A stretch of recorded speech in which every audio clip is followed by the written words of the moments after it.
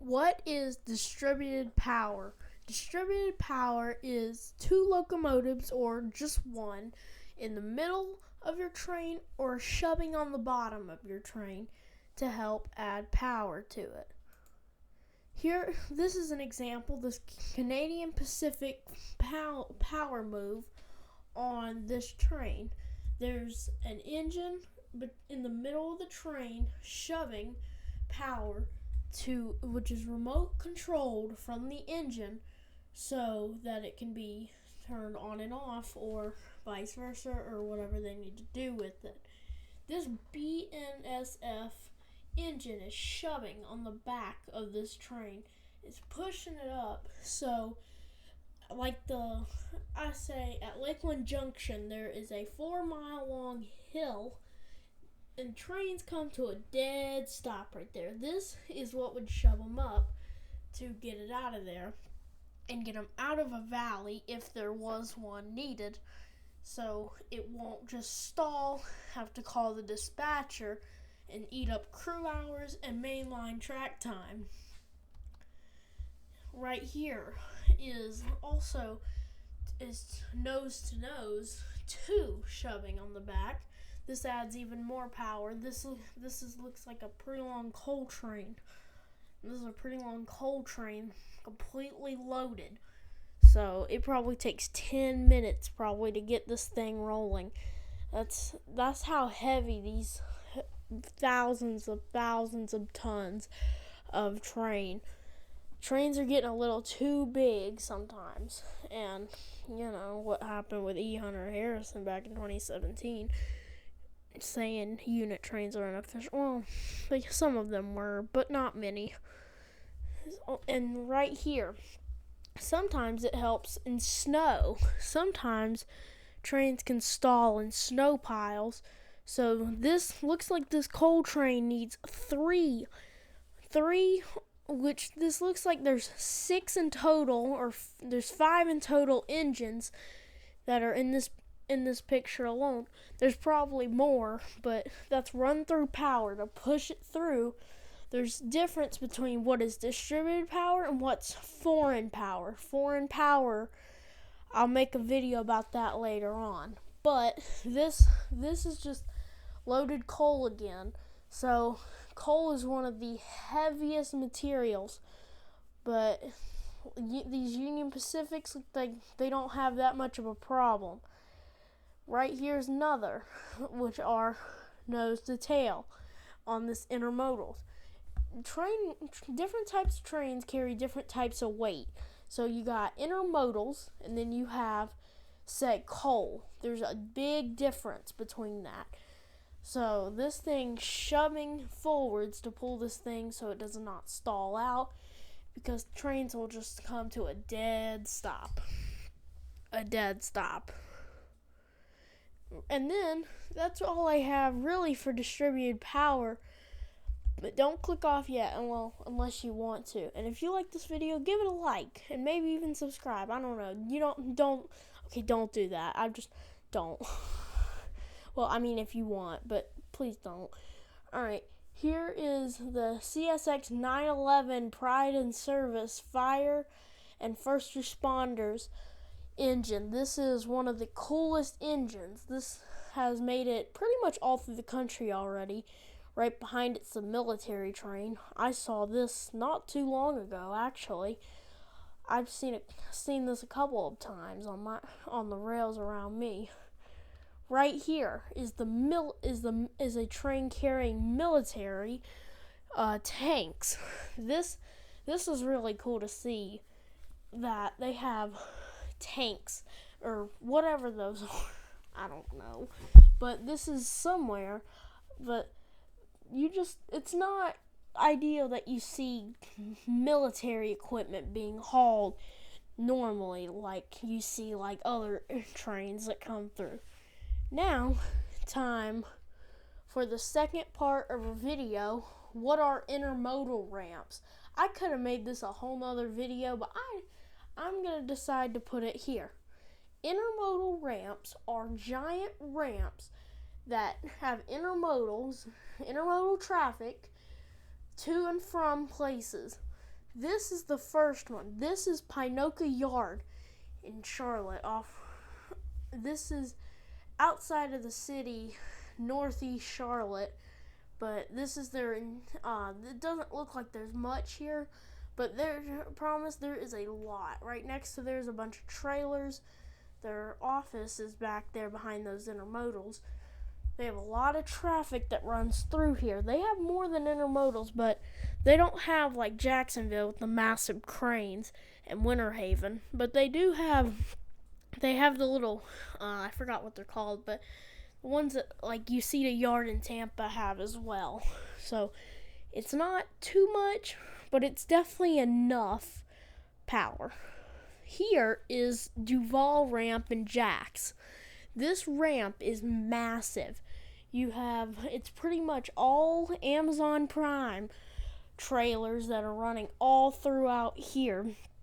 UPS trailers and Amazon Prime are like their highest priority. That and JB Hunt are some of their biggest priorities on their railroads.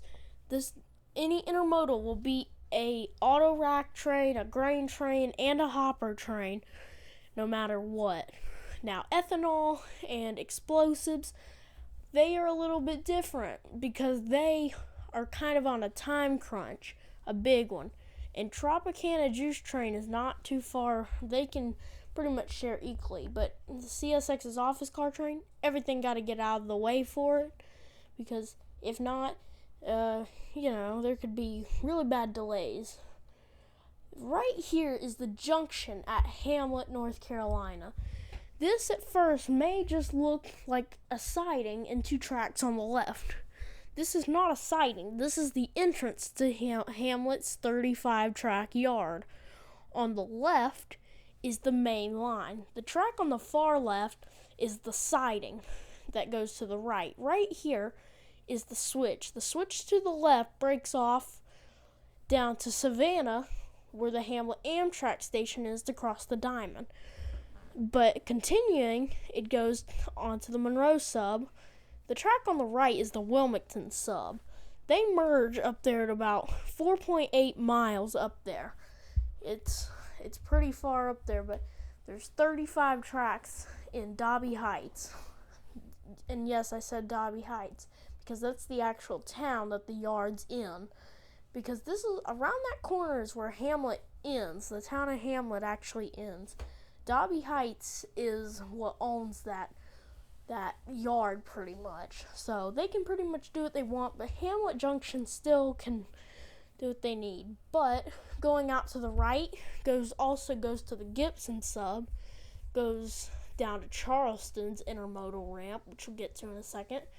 Wilmington, and going straight goes to Aberdeen, all the way up to Cary, up to Selma, and up to the A line on Richmond, Virginia.